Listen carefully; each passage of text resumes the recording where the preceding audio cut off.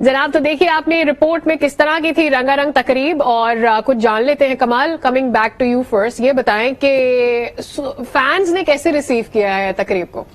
Through out देखिए, PSL शुरू से जब भी स्टार्ट होता है तो जो इफ्तिताई तकरीब होती है उसके बारे में लोग कहते हैं कि हमने यहां से स्टार्ट करना है, पैशन देखना है।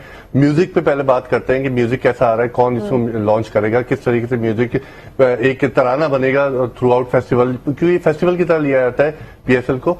तो फेस्टिवल की जब इनिशिएट होता है तो वो इफ्तिताई तकरीब बड़ी इंपॉर्टेंट होती है। इफ्तिताई तकरीब जब इंपॉर्टेंट होती है तो उसमें लोग कहते हैं कि ये कौन सा परफॉर्म करेगा, कौन सा हमारा फेवरेट स्टार होगा जो वहां पे आएगा और हमें एक परफॉर्मेंस दे के एंटरटेन करेगा। तो आज थ्रू आउट जिस तरह डॉक्यूमेंट्री आई है, डॉक्यूमेंट्री के बाद फिर सिंगर से परफॉर्म किया है, जो नेशनल सॉन्ग था पीएसएल का ऑफिशियल सॉन्ग था, उसका इनॉग्रेशन आज लाइव उन्होंने किए। फिर जिस तरह मैच चल रहा है तो लोग हर टॉपिक पे डिस्कस कर रहे हैं। थोड़ा सा सेटबैक भी है कि काफी प्लेयर्स हमारे ऐसे हैं जो क्वारंटाइन में चले गए, क्वारंटाइन में चले गए, राइट। तो हर एक टॉपिक में बात होती है। तो थ्रू आउट जो आज अभी इनिशिएट हुआ है, starting from the launching ceremony to players, हर एक पे बात हो रही है। राइट। अच्छा, how do you feel opening ceremony was, how was it for you? Best part was the skydiving. I think because एक तो ये है कि चले समथिंग न्यू। इससे पहले आई थिंक 2016 या 17 कौन सा था जिसमें अली जफर ने ओपनिंग की थी सॉन्ग की, तो ही केम विद जेट सूट में आया 2016। तो ये अच्छी बात है कि जब आप कर रहे हैं ओपनिंग सेरेमनी, कोई ना कोई चीज ऐसी आप लेकर आए which is not seen by the audience और बाय द पॉपुलेशन, तो उसमें ये फायदा होता है। तो जो आज स्काई डाइविंग थी, दैट वॉज फैंटास्टिक। उससे एक एक न्यूनेस आई। और उसके अलावा देखिए, I was a bit disappointed, I will be very honest with you about the song, about the anthem. ये वो बात नहीं है जो आई थिंक इससे पहले जो एंथम्स आए हैं, आई डोंट नो इसका क्या रिसेप्शन हो रहा है। कमाल would know about in social media, लेकिन जो कल मैंने देखा है सोशल मीडिया में बहुत क्रिटिसिज्म हुआ है। But having said that, I think groove मेरा पर भी तो इतनी ज्यादा तनकीद हुई थी लास्ट ईयर। जब भी कोई सॉन्ग आता है, एक हमारी एक ओवरऑल सोच भी है, उसमें पहले नेगेटिव कमेंट्स आने शुरू हो जाते हैं। आजकल तो वही चाहिए। अच्छा, मेरा थोड़ा सा कहना ये है कि जो हम हर सीजन एक सॉन्ग लेके आते हैं, वेरी गुड पॉइंट। मुझे लगता है कि एक सॉन्ग होना चाहिए जो सुनते ही आपको पता चले कि पीएसएल, जैसे चैंपियंस लीग फुटबॉल है, पीएसएल उसका जो म्यूजिक है, एक अब साथ के बाद अब डिसाइड कर लें कि इवन आप पब्लिक के पास चले जाएं कि जी कौन सा बेस्ट एंथम है, और उसको फिर अब आप तय कर लें कि जी वही होगा, ताकि जब सॉन्ग हो जी पीएसएल आने वाला है। हम ये हर साल क्यों करना चाहते हैं, ये मेरी समझ में नहीं आता। तो ये एक ऐसी चीज है कि जिसमें हम अग्री कर जाएं सारे कि जी अब ये है और यही होगा, क्योंकि पीएसएल अब इंशाल्लाह चलते रहना है ना। सो बच्चों से लेके बड़ों तक को पता हो कि जी इस गाने का मतलब पीएसएल है। अच्छा, सीटी बजेगी अली जफर का जो गाना, मुझे ऐसा लगता है वो ऐसा है कि वो पीएसएल का ही सॉन्ग बन के रह गया। That was the best so far of PSL. Icon बन गया है थ्रू आउट। जब भी आप ये म्यूजिक ही चलाते हैं तो वो कहते हैं पीएसएल के बारे में, पीएसएल के, क्योंकि सीटी बजेगी इज लाइक वेरी इसी तरीके से होना चाहिए। एक सॉन्ग आइडेंटिफाई हो, चाहे डिफरेंट टीम्स अपने अपने सॉन्ग से सीजनली निकाल लें, जो हर एक टीम निकालती भी है, वो इंडिविजुअल एक हमारे पास वैरायटी हो कि इस सॉन्ग से हम इस टीम को डिफाइन कर सके, तो वो हो सकता है। लेकिन एक यूनिफॉर्म तो होना चाहिए। और देखिए, ये गाना ऐसा है कि हम सब ने इत्तेफाक कर लिया, ये बात भी देख लें। हाँ, कि जो चीज होती है एग्जैक्टली, जो चीज अच्छी होती है वो कैची इतना है। ये सॉन्ग के इस वक्त ये गाना नहीं चल रहा है, इस वक्त आर्टिस्ट चल रहा है जिससे गाया है। उसको लोग देखना चाह रहे हैं, उसको लोग सुनना चाह रहे हैं। इसके अलावा मेरे ख्याल से गाने में इतना दम खम नहीं है। देखिए, गाना जो है ना, पिछले साल भी जो आया था ना, जब आप सुनते हैं ना तो आपको फर्क ये देखें, पहली जब लास्ट टाइम भी जब आया था ना, उसमें फिर भी एक एनर्जी और एक्साइटमेंट थी जो इस गाने में मैं नोट कर रहा हूँ। I am not a music expert ना, मुझे को इतना है। इसमें दो चीजें मैं देख रहा हूँ कि वो एनर्जी नहीं, और वो जो होता है ना, गाना होता है देन क्रिसेंडो पे उठता है। ये क्रिसेंडो पे उठा ही नहीं है, ये उसने फ्लैट पेस रखी है। जिस पेस पे शुरू हुआ उसी पेस पे खत्म हो गया। और एक और चीज जो मैंने देखा है लिरिक्स में, देखिए लिरिक्स में आप आगे जाके कुछ वर्सेस देखेंगे, वो पूरा सेंटेंस उसको बोलना पड़ रहा है। तो जिसने गाना लिखा है वो ये आप फ्रेजेस में लिखते हैं। अच्छा, मैंने तो सोशल मीडिया पे ये भी कोई भी सॉन्ग की लिरिक्स जाके इंटरनेट पे देखें, 4 लफ्जों की लाइन होती है, 6 लफ्जों की लाइन होती है। तो यहाँ पे जो बोलना है, तो जब आप सिंगर को पूरा सेंटेंस बोलना पड़ता है तो वो जाहिर बात है। सुबह मेरे ख्याल से हुआ ये कि बहुत जल्दी में हुआ है, बीच में डिसाइड हो रहा था होगा नहीं होगा, स्पॉन्सर अगर कोई मिलेगा तब होगा, तो जो जल्दी में होता है जो वो चीज़ सॉन्ग नजर राइटर नहीं आती है। देखो, जो सॉन्ग राइटर होता है ना, उसको तो पता है कि उसने छोटे फ्रेजेस लिखने हैं, चार लफ्ज की लाइन, यू नो। ट्रू। अच्छा, अभी एक तो अपडेट दे दे अपने व्यूअर्स को कि 21 रन चाहिए, 30 गेंदे हैं, तो अभी थोड़ा सा मैच और बाकी है। लेट्स सी कि मुल्तान सुल्तान कितना लेकर जाते हैं। बट डू यू फील कि आज का मैच थोड़ा सा वन साइडेड कर दिया? Karachi Kings should have given a little more runs today ताकि कुछ मैच तो बनता। देखिए, आमिर इमाद एक तो एकदम से उन्हें पता चला कि वो नहीं हिस्सा लेंगे। दूसरा ये है कि कराची किंग्स ने जो स्टार्ट लिया था, हर प्लेयर का एक अपना रोल होता है। बाबर का रोल पता है कि वो लंबा खेलते हैं और आगे जाके स्ट्राइक रेट उनका तेज होता है। शर्जील शुरू में तेज खेलते हैं। जो मिडिल ऑर्डर आया उसको जिस तरह परफॉर्म करना चाहिए था वो उन्होंने किया नहीं। फिर 125 अगर आप रन्स पे समझ रहे हैं कि कोई मैच बनेगा, वो मुझे, क्योंकि बॉलिंग भी नहीं है आपकी, तो वो बनता नजर नहीं आ रहा। सो पहला मैच है, कंडीशंस देख रहे थे, लेकिन इतनी बुरी कंडीशंस नहीं थी कि टीम 125 सॉरी, मुझे पता क्या लगा सादिया, कि देखिए जो पहले दो प्लेयर थे ये पाकिस्तानी प्लेयर्स थे, पिचेस के आदी हैं, उनको एक कंडीशंस का पता है। आपका 3, 4, 5, 6 आप फॉरेनर्स को ले आए, पहला मैच ऑफ द टूर्नामेंट, पहली innings, they have no clue how the pitch condition उनके मुताबिक नहीं है। ठीक है, अब वो है बाउंसी पिचेस पे खेलने वाले, the ball coming on to the bat. और जो मैंने एनालाइज किया, जितने नंबर 3, 4, 5 ग्रेगरी को देख लें आप, उसके बाद जो भी बैट्समैन आए, जो आया था, उनसे गेंद जो है, एक तो जब वो पुल करने गया वो बोल्ड हो गया क्योंकि गेंद ही नहीं उठी। भाई शर्जील ने जब दूसरे ओवर में एक ड्राइव खेली है तो उसके बल्ले के निचले हिस्से पे लगी, यानी second over of the match में गेंद यूं रह रही थी। तो ये जो नंबर 3, 4, 5 आया, इनको ये चाहिए था कि कोई अपना पाकिस्तानी पावर हिटर भेज देते नंबर 3 और 4 पे। इन्होंने वही टेम्पो रखा, वही बैटिंग ऑर्डर रखा। वो फॉरेनर्स आए, पहला मैच खेल रहे हैं, उनको पिच का नहीं अंदाजा, वो अपने ऑस्ट्रेलियन पिचेस और इंग्लिश पिचेस के स्टाइल से शॉट्स खेल रहे थे, आई नहीं, बिकॉज गेंद रुक के आ रही थी। अच्छा, जब वो मार रहे थे तो या तो बल्ले के ऊपर लग रही थी या नीचे लग रही थी। अच्छा, एक और चीज होती है, देखें, जब उन्होंने क्या, रिजवान ने अकलमंदी क्या की, उसने फौरन स्पिन लगा दी। तो स्पिन से क्या होता है कि गेंद ग्रिप हो रही थी, टर्न। अब खुशदिल शाह को फवाद देखो, जो उसने पहले ओवर में बॉल टर्न की है, एक तो बाबर आजम को बीट किया। बाबर एक्सपेक्ट ही नहीं कर रहा था कि गेंद इतनी टर्न हो जाएगी, वो खेल रहा था सीधा, बॉल गई लॉन्ग ऑफ पे क्योंकि टर्न हो गई। उसके बाद जो उस ओवर की आखिरी गेंद की है, यू नो, इतनी ब्रेक हुई है वो। तो खुशदिल शाह जो कि पार्ट टाइम बॉलर है, उसने डेविड से गेंद करा दी। तो ये मुझे वो जावेद मियादाद का दिमाग याद आ गया।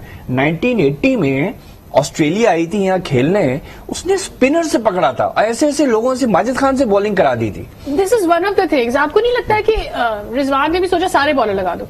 ही यूज्ड ऑल ऑफ देम, मतलब तकरीबन सबको ही यूज करे। स्पिन शुरू में 7-8 ओवर के पास जो स्पिनर्स थे उसने सबको लगाया, किया, कंडीशंस को जल्दी समझ लिया, सो उसी हिसाब से यूज किया। और देखें, जिसको भी यूज किया वो नजर आया ना। धानी ने भी दिया। फिर उसके बाद आपने हर बॉलर को इस्तेमाल, स्पेशली आप देखें कि आपने खुशदिल से उसने उस वक्त पे बॉल कराया, बाबर को बॉल कराना था, तो उसे पता था कि इस वक्त कंडीशंस जो है वो सपोर्ट करेंगी। सो वहां पर लेके आना तो कप्तानी की दाद धानी है तो वर्ल्ड क्लास बॉलर हो गया। अभी हमने उसको वर्ल्ड क्लास में खिलाया नहीं है, बट इज बॉलिंग वेल। उसका वो भी एक अलग पॉइंट है कि खिलाना है कि नहीं खिलाना, कब खिलाना। जब तक बल्लेबाज इतने कंफ्यूज हो चुके थे कि वो धानी को अगर मानने भी जाते, Dahani is a difficult bowler to hit, और धानी की नॉर्मली गेंद यहाँ आती है, वो बाउंस करता है, उसकी भी गेंद नहीं उठ रही थी। तो दूसरा ये था कि देखिए, पावर प्ले के बाद तो आपके फील्डर्स खड़े हो गए ना बाहर। अब होता ये है कि जब स्लो पिच होती है तो आपने को जो एक रिफ्लेक्स एक्शन होता है ना, आपको ये तो पता है कि गेंद यहाँ आ रही है और आपकी एक नजर होती है गैप के ऊपर। लेकिन जब पिच स्लो है तो आपको जितनी देर आप बल्ले को निगोशिएट करेंगे उतनी देर आप प्लेसमेंट नहीं कर सकेंगे, बिकॉज आपकी नजर यहाँ ज्यादा है। True. क्योंकि lot of batting is reflex तो एक्शन। कमाल, आज मैच शुरू होने से पहले कंसिडरिंग कि कराची का मैच, कराची में खेलने वाली team Karachi Kings was the most favourite, या फिर पिछले सीजन से चलता आ रहा है मुल्तान का जो हाई है उसका पलड़ा भारी है, क्या ट्रेंड रहा है आज? आज पाकिस्तान बहुत प्रिपेयर था पीएसएल के इनॉग्रेशन के लिए। उसके बाद जब बाबर ने स्टार्ट लिया है, कराची की टीम मैदान में उतरी है, तो कराची की ऑडियंस वहां पे और उसके बाद जो सोशल मीडिया पे थी, सब कराची किंग्स को सपोर्ट कर रही थी, ओवरऑल चेयर्स कर रहे थे। बाबर ट्रेंड पे रहे, उसके बाद इमाद के बारे में बात होती रही, आमिर के बारे में बात होती रही, शर्जील के बारे में बात होती रही। सेंटिमेंट्स जो थे वो यही थे कि हमें प्लेयर्स परफॉर्म करते हुए दिखाया पाकिस्तान के लिए। जो एनर्जी इन्होंने अभी T20 वर्ल्ड कप में दिखाई है, उसके बाद जो डिफरेंट टूर्नामेंट्स हुए, उस टूर्नामेंट्स को कंटिन्यू करते हुए पाकिस्तान पीएसएल में भी इसी तरह से परफॉर्मेंस होती रहे। अच्छा, इस कंडीशन में ना मेरे ख्याल से जब आप जाते हैं 2-3 ओवर में अंदाजा हो जाता है, तो जो मैनेजमेंट बैठी हुई है उसे एक टारगेट सेट कर लेना चाहिए कि हमारे बॉलर्स कितने रन पे हमें मैच बचा देंगे, जितवा देंगे। सो विकेट कंडीशन को देखते ही था कि 140-45 हमने किए तो हमारा चांस बनेगा। आप अभी भी देख लें, 20 रन अभी आप लगा दें, 16 ओवर हो गए हैं, तो आप मैच जीतने के करीब है, उन्हें मुश्किलात होंगी। सो मुझे लगता है कि हम बीच में जाके हमें जो भी स्ट्रैटेजी उसी हिसाब से बनानी चाहिए कि ये क्या कंडीशन है, इस पे हम कितना टारगेट। और वो उस वक्त 140 होता नजर आ रहा था, लेकिन कहीं नजर आया कि जब प्लान नहीं पावर नजर प्ले आया। तक ऐसा लग रहा था जिस तरह से शुरू किया। जो सोहेब भाई बात कर रहे थे, आमिर यामीन एक ऐसा प्लेयर था कि उसे बीच में इस जगह पे स्पिनर्स पे ट्राई किया जा सकता था। वो आके थोड़े 30 रन कर देता, 15 बॉलों पे 30 रन कर जाता, तो वो फर्क पड़ जाता। You are right. वो सारे फॉरेन प्लेयर्स, ऐसा लगा कि पूरी टीम एकदम से घबरा गई एंड दे डिडंट नो किधर को भागना है उन्हें। वेल, यहाँ पर लेते हैं एक छोटा सा ब्रेक से वापस आएंगे। तो कल जो मैच होने वाला है उसमें 2 बड़े प्लेयर्स नहीं होंगे, that is Wahab and Afridi. Why? और उनकी टीमें अब किस तरह से जूझेंगी, इस मुश्किल से कैसे निकलेंगी, इस पर भी बात होगी। Stay with us.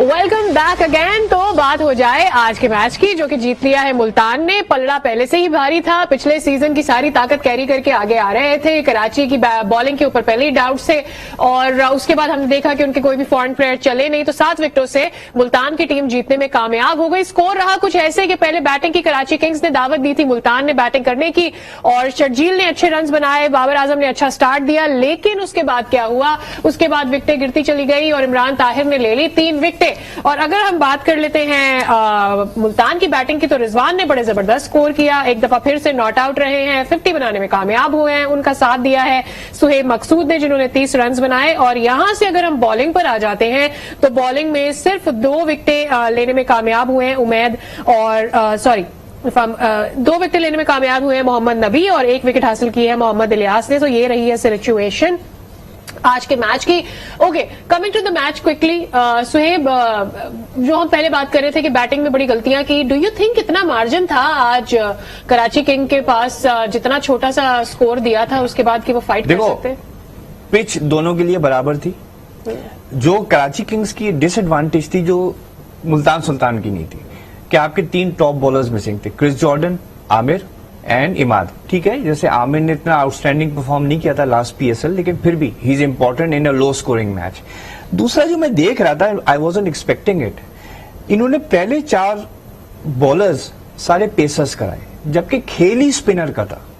And I was wondering कि ठीक है, ताहा इनएक्सपीरियंस्ड है, पावर प्ले के बाद उसको लाए। आप देखें नबी को कितना लेट लाए। तो मैं ये एक्सपेक्ट कर रहा था कि जैसे पावर प्ले खत्म होगा ना फवाद, मैं एक्सपेक्ट ये कर रहा था कि ये फौरन नबी और ताहा को लगा देंगे। सही। अब देखिए, नबी को जब लाए, उसने 17 रन दे के 2 विकेटें हासिल की, 2 for 70। इमेजिन नबी को आप 7, 9, 11, 13 ओवर देना चाहिए था, बिकॉज जब आपका टोटल छोटा होता है, यू नीड विकेट्स, राइट। आप जितना लेट अपने बॉलर्स को लेके आएंगे, जो कि केपेबल हैं उस पिच के ऊपर विकेट्स लेने के, तो मैच तो हाथ से निकल गया था। Do you think for example, अब ऑलरेडी हम देख रहे हैं कि रिजवान ने इतना स्पिन को टाइम दिया और ऑलरेडी डिफाइन हो चुका था कि कौन सा बॉलर चलेगा, तो स्टार्ट से ही ये तो एस्टैब्लिश हो गया था कि स्पिनर चल रहा है और आपने चांस वही बॉलर्स लेकर आने हैं। जो कि ज्यादा विकेटें हासिल कर सकेंगे, बिकॉज उन्हीं को एडवांटेज मिल रहा है। नहीं देखिए, बाबर एक एक्सपीरियंस्ड कैप्टन है, पाकिस्तान टीम को लीड कर रहे हैं। इस स्कोर पे आप कतई तौर पे रिस्ट्रिक्ट नहीं कर सकते ऑपोजिशन को। आप आउट करेंगे तब जाके आपका चांस बनेगा। हाँ। कि अगर पहले 10 ओवर में आपने 4 आउट कर दिए, 3 आउट कर दिए, तब जाके आप रोक सकते हैं।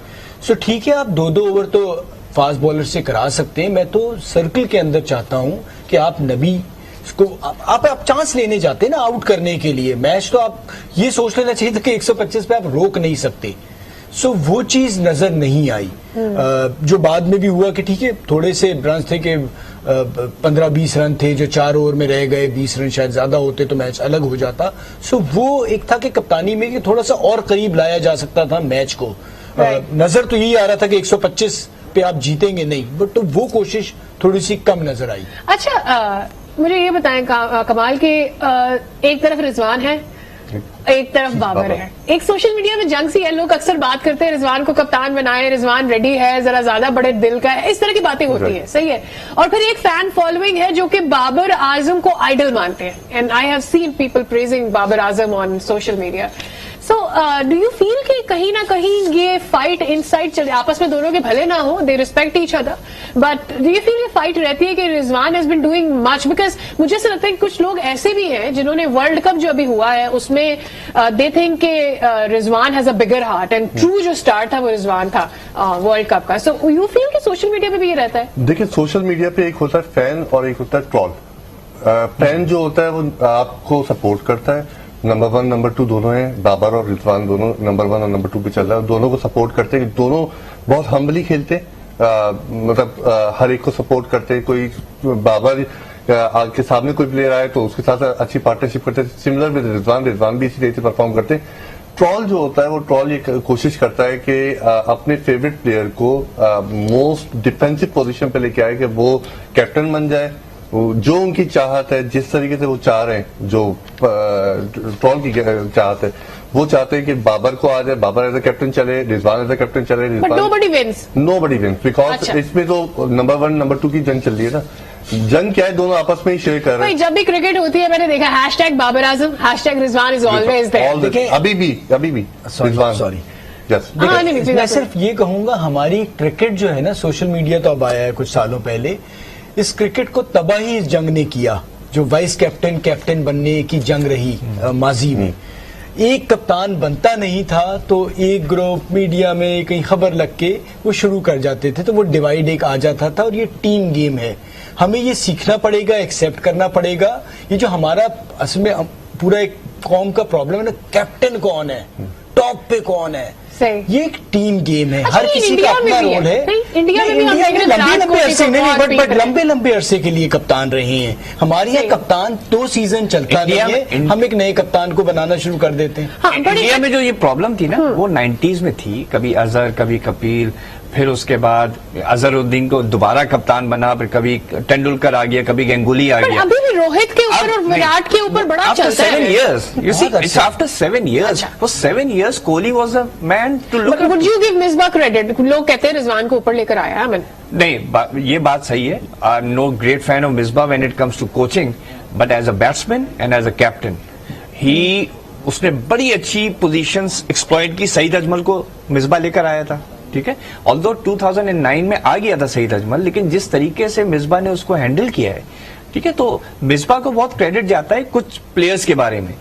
लेकिन रिजवान को जो वो लेके आए, रिजवान तो 2016 में आ चुका था। हारिस रऊफ भी तो अभी लोग कहते हैं 2016 में रिजवान आ चुका था। 2015 में वर्ल्ड कप के बाद जब सरफराज अहमद ने जो परफॉर्मेंसेस दी श्रीलंका जाके, 2 टेस्ट मैचेस में 4 इनिंग्स में आई थिंक उसकी 3 50s थी, ठीक है। एक तो 95 थी, एक में शायद वो 100 भी कर गया था। तो द फैक्ट इज कि Rizwan was already there much before Misbah.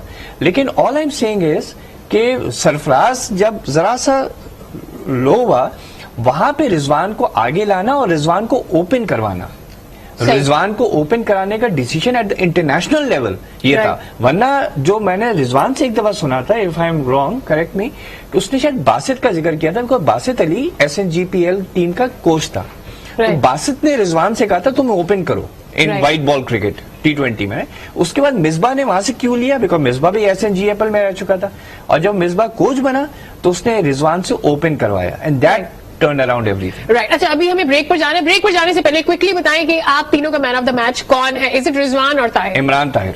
Imran Tahir. Imran Tahir. ये क्या बात है, मुझे चूज करना पड़ेगा किसी एक को, so I am going to take Rizwan, you know. Let's take a quick break, coming back.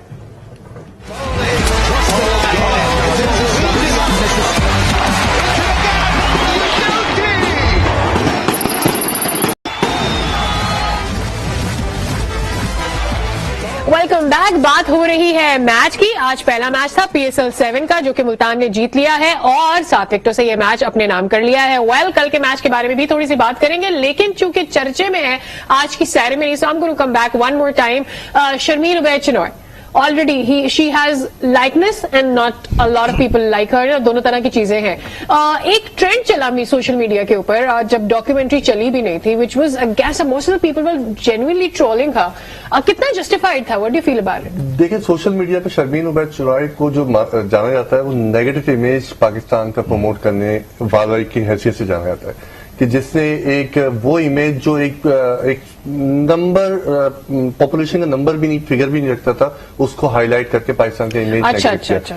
तो अब जब हमारे पास आज की इनॉग्रेशन सेरेमनी में नाम आया कि हम PSL की हिस्ट्री अच्छा, बताएंगे। कुछ एक चीज भी है, डू यू फील के सम ऑफ द प्लेयर्स जिनका थोड़ा सा जिक्र होना चाहिए था, शायद वो थोड़ा रह गया था, बट अदरवाइज तो इट वाज ऑल गुड। देखिए, बदकिस्मती ये है कि जब हम तारीख की बात करते हैं तो अक्सर हम तारीख में ये देख रहे होते हैं कि हमें खुश किसे करना है, रादर के हम सही तारीख बताएं। आज जो तारीख बताई गई, बहुत से लोगों का जो जिक्र आया, बिल्कुल उनका जिक्र बनता था, लेकिन कुछ लोगों का नहीं आया। हफीज कारदार साहब का एक बहुत बड़ा जिक्र आना चाहिए।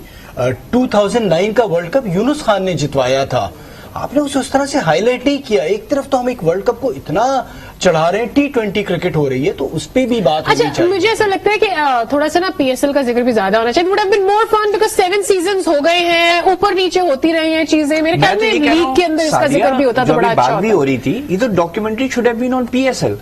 Right. PSL 7 लॉन्च कर रहे हैं, लास्ट 6 PSL के ऊपर डॉक्यूमेंट्री कर लेते, वो तो कभी भी बन सकती है हिस्ट्री ऑफ पाकिस्तान। मतलब हमने पिछले सालों से जितने भी हमने सीजन, लाइक 7 सीजन हमने कर लिए हैं। Opening ceremony and the song, title song, टीमों की अपना जो किट है और एवरीथिंग है, जब हम इंटरनेशनल लीग्स को देखते हैं उसके मुकाबले do you think we have come a long way? हमने सीखा तो है ना? सीखा है, लेकिन मैं आपको एक बात बताऊं, IPL, BBL कहीं ओपनिंग सेरेमनी नहीं होती। एक तो मेरी ये समझ में नहीं आता कि हम ओपनिंग सेरेमनी रखते क्यों हैं। Right. ओलंपिक्स में होती है, वर्ल्ड बट हमारे यहाँ कोई और इवेंट भी तो नहीं होता, सुहेब, ये भी तो एक मसला है यही ना। तो मैं आपसे कहना चाह रहा हूँ ना, आइदर डू इट वेल और डोंट डू इट। अच्छा, और जैसे अभी कमाल ने बड़ा अच्छा पॉइंट कहा, आई थिंक फवाद ने भी बोला, मेरी भी ऑफ एंड ऑन ये फीलिंग रही है, why have an anthem every year? आप एक एंथम ले जो बेस्ट एंथम लास्ट 6 में हुआ है, जैसे सीटी बजेगी, इतना फेमस हुआ है, ठीक है ना? तो I think will move on because we have very less time. कल के मैच के बारे में बात कर लेते हैं। एक चीज जरूर मैं बता दूं, जो हमारा प्रॉब्लम है कि हमारी कंसिस्टेंसी नहीं है PSL के हवाले से।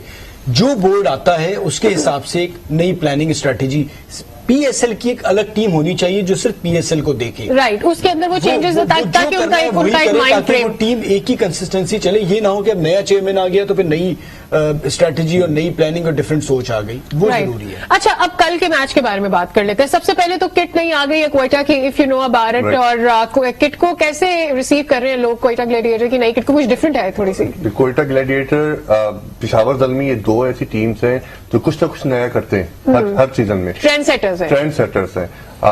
जिस तरीके से आज हमारी यहाँ ओपनिंग सेरेमनी में ट्रेंड सेटिंग बनी पैराग्लाइडर, इसी तरीके से ये दोनों टीमें कुछ अपनी किट्स में चेंजेस करते हैं, किसी चीज में, गानों में चेंजेस करते हैं, अपनी हर एंथम में इंगेजमेंट रखते हैं ऑडियंस के साथ, अपने जो स्पेक्टेटर्स हैं उनके साथ इंगेजमेंट रखते हैं कि कोई ना कुछ नया लेके आ रहे हैं हम लोग। राइट। अच्छा, कल अब दोनों टीमों में हम देख रहे हैं कोई एक प्लेयर नहीं है, 3 प्लेयर तो वैसे ही पेशावर के निकल आए हैं, और कामरान अकमल, वहाब, दोनों एग्जैक्टली हम कोविड की बात कर रहे हैं, और नहीं निकल आए, वो छोले खाने नहीं चले गए। अच्छा, लेट्स कम बैक, हम सिर्फ कोविड की बात कर रहे हैं अभी। कामरान अकमल एक तो, और उसके बाद वहाब भी। Captain is not going to be there, one of the top players not going to be there. Shahid Afridi तो चलो he is towards the Quetta. अगर हम सिर्फ पेशावर की बात कर लेते हैं, how big of a blow it is going to be? अच्छा, मुझे लगता है कहीं ना कहीं अब ये जरूर आगे चल के होगा पीएसएल में कि कोविड की वजह से कुछ कोई ना टीमों को कोई- झटका लगेगा और जिनका रिप्लेसमेंट बहुत तगड़ा होगा उनको फायदा हो जाएगा। सो प्रॉब्लम ये है कि अब ये इतने बड़े प्लेयर्स हैं कि इनका रिप्लेसमेंट इतना आसानी से मिलता नहीं है। शोएब मलिक एक ऐसा प्लेयर है कि जो सिंगल हैंडेडली बड़ा फर्क डाल देता है किसी भी टीम में, और हमने डोमेस्टिक T20 क्रिकेट में देखा है शुरू से, जब वो सियालकोट से भी खेलते थे, अफजाल भी इसी के साथ खेल रहे हैं। सो वो अब कप्तानी भी करने जाएंगे तो वो इन चीजों को समझते हैं। He's a senior ji, player तो- and a cool-minded player as well. Let's तो not forget. कोयटा थोड़ा सा एज कल के मैच पे मुझे लगता है इन प्लेयर्स के ना होने की वजह से थोड़ा सा एक हासिल है। 2 प्लेयर्स हैं जिनका मत्था गर्म है, सरफराज आजकल और शाहिद आफरीदी। कल Shahid Afridi is not going to be there but not for a very long while. So what do you think? Sarfaraz को थोड़ा सा अपने इमोशंस को कंट्रोल करना पड़ेगा, वरना शाहिद जैसे प्लेयर्स वो ऑलरेडी कह चुका है कि सरफराज को गुस्सा बहुत आता है। What do you think? उसने ये भी कहा था कि मैं रस को काम डाउन करूंगा, तो 7 दिन तो गए। पहले 3 दिन में तो सरफराज को खुली छुट्टी है, जो करना है कर ले। लेकिन you know, coming back Sadia, we talked about Sarfaraz a lot. कल मैं इंतजार कर रहा हूं उमर अकमल का। Okay. I really want to see because he's superb talent जिसने अपने आप को डिस्ट्रॉय किया। ठीक है, अभी भी जो टॉप 15 रन स्कोरर्स हैं पीएसएल में, उसमें उमर अकमल का नाम है, जबकि उसने लास्ट 2 पीएसएल नहीं खेले हैं। सही। तो पहले 4 पीएसएल में उसने इतने रन बना लिए, और 2019 में मेरे ख्याल में जब वो जीता था, 2019 में जीता था Quetta Gladiators, Umar Akmal played a very important role. So I am more interested कि कल उमर अकमल को, जो 2 साल से वो सीन से गायब है, बीच में बैन भी हो गया, how does he come back? Because जब वो अमेरिका भी गया अभी खेलने, he couldn't settle in, right? So I am मोर कीन कि एक तो सरफराज, बिकॉज दिमाग बहुत जबरदस्त है सरफराज का, ठीक है, is one of the great. After my dad अगर किसी के पास स्ट्रीट स्मार्ट दिमाग है तो वो मुश्ताक मोहम्मद होता था, जावेद मियादाद एंड देन सरफराज। और दूसरा Moin Khan, he is also very intelligent. ये दोनों उमर अकमल को कैसे हैंडल करते हैं? अच्छा, you know, that's going to be my interest. Sorry बोलो। उमर अकमल, जैसे शोएब भाई बात कर रहे थे अमेरिका गए, ये फर्स्ट क्लास मैच भी खेला था, उसमें भी वो परफॉर्म नहीं कर पाया, और आसान नहीं होता। आप कितने ही अच्छे प्लेयर रहे हो, वापस आप इस लेवल पे आके डिलीवर करें तो देखना बस अब वही है जो खास तौर That's what I'm waiting for. Let's see how it does. किस तरह से पीएसएल में परफॉर्म करते हैं, But और ये don't you- आखिरी भी हो सकता है, ये भी बता दूं Don't you हम। feel कि सरफराज को भी काम करना पड़ेगा अपने ऊपर, because we've been missing the real Sarfaraz in the league when he was a captain for the team, तब भी, और अभी जब कोयटा के लिए भी कैप्टन रहा है, तो पिछले सीजन में भी we missed the real Sarfaraz. Don't you feel कि वो फ्रस्ट्रेशन उसकी बहुत ज्यादा बाहर आ रही थी? You feel कि उसने कंट्रोल किया होगा, या are you looking for new Sarfaraz this season? देखिए, मैं नए सरफराज नहीं, मैं बेसिकली पुराना सरफराज चाहता हूँ। The fighter Sarfaraz. सरफराज को मैं बचपन से देख रहा हूँ, सरफराज हमेशा लड़के खेला है। आज हम बात करते हैं ना, रिजवान ने सरफराज की जगह, जब सरफराज कामरान अकमल के ऊपर आया था ना, वो भी एक आसान वक्त नहीं था। किस तरह से वो आया था, उसे वही सोच लेके आनी होगी कि वो किसी से compete नहीं कर रहा। वो सरफराज अहमद जो सिंगल हैंडेडली मैच जिताता आया है, वो अभी भी कर सकता है। तो अपने ऊपर कॉन्फिडेंस सरफराज को लेके आना चाहिए, और वो लाएगा, उसमें सारी पोटेंशियल मौजूद है कि वो Right. डिलीवर करे। लेकिन वो जो आपका सवाल है ना, he is not going to change, because Sarfaraz Ahmed खुद कह चुका है इंटरव्यू में, जब वो लास्ट टाइम भी हुआ, उसने कहा मैं ऐसे ही कप्तानी करूंगा, मैं ऐसी फील्ड में चीखूंगा, ये मेरा स्टाइल है। अब ये सरफराज अहमद खुद कह चुका है। So Right. I don't expect much to change. Well, at least हम होप कर सकते हैं कि हमें बेटर क्रिकेट देखने को सरफराज से मिलेगा, because that is what people are looking for. When they want to turn their TV on, they want to see Sarfaraz who is performing. That's all that matters. कल की टीम के लिए who do you think is the most favorite amongst the two? Peshawar या फिर Quetta? Is it too early? Fan तो दोनों के बराबर ही हैं तकरीबन, लेकिन कोयटा को ज्यादा फेवरेट कर रहे हैं क्योंकि पेशावर को सेटबैक आया है, तो कोयटा की तरफ ज्यादा लोग देख रहे हैं कि कोयटा शायद और बूम बूम की अपनी भी एक फैन फॉलोइंग है, probably that is going to also carry जी बड़ा forward. इंपॉर्टेंट रोल करेगा। Again, लास्ट देखो, लास्ट पीएसएल 6 में पहले 13 मैचेस वो one by the side batting second. आज भी मैं यही नोट कर रहा था, आज जितना आप डिले करते जाएंगे, खैर फ्राइडे को ही मैचेस हैं 8 बजे, वरना तो 7 बजे मैचेस हैं, लेकिन 8-9 बजे तक विंटर का सीजन है, ड्यू आ जाएगी। कराची में वैसे भी ड्यू तो होता आई है। हैव अ फीलिंग कि ये वही उसी तरफ जा रहा है। आईपीएल में भी यही बात है, दुबई में वर्ल्ड कप में भी यही बात है, the side batting second due का तो है, लेकिन एक और वो अपने आप को पेस कर सकते हैं। नॉट टू फॉरगेट ना, T20 में टाइम ही कितना होता है, शाम के अंदर ही मैच होना है और शाम में ही दोनों टीमों ने क्योंकि खेलना है, तो वो अब जो दोनों की process आ गया है रहेगी ना कि आपके पास जब से पावर हिटर्स आए, you can pace your innings any time. आप जब चाहे अपनी इनिंग्स को एक्सेलरेट कर सकते हैं। तो the side batting second has the advantage. Once again toss decides who is going to win. Well, कल देखते हैं कि टॉस फायदा देता है या जो प्लेयर्स मिसिंग है दूसरी टीम को उसका फायदा होता है। एक तरफ शाहिद आफरीदी नहीं है, दूसरी तरफ कैप्टन खुद नहीं है, कामरान अकमल भी प्ले नहीं कर रहे हैं, तो जो भी सब्स्टिट्यूट आ रहा है, Shoaib Malik as a captain क्या कर सकते हैं। कल के मैच के लिए जो पोस्ट मैच रिव्यू होगा, हमारे साथ यही पैनल मौजूद होगा, हम शेयर कर रहे होंगे। तो रोजाना अब आपने ट्यून इन कर लेना 11 बजे, कुछ क्रिकेट हो जाए। स्टे विद अस, कल फिर हाजिर होंगे। Bye bye.